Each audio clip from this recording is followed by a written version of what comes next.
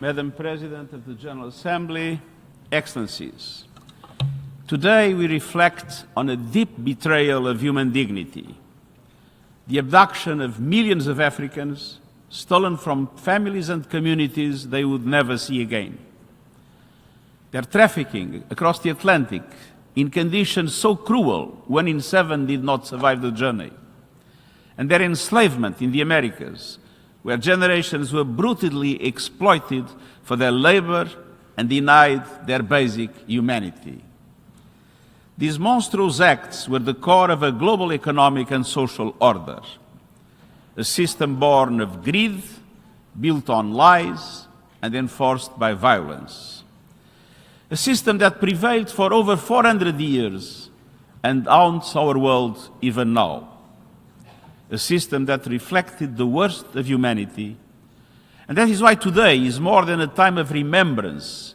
It's a moment to confront the lasting legacies of inequality and racism. We will never forget the victims of slavery. And we must never forget the malevolent system that sustained it for so long. I'm singing of the laws that deprived the enslaved people of literacy, autonomy, and humanity.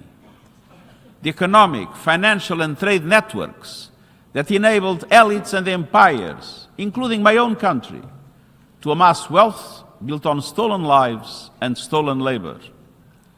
And the barbaric punishments that maintained control, from shackles and iron collars to flogging and sexual violence.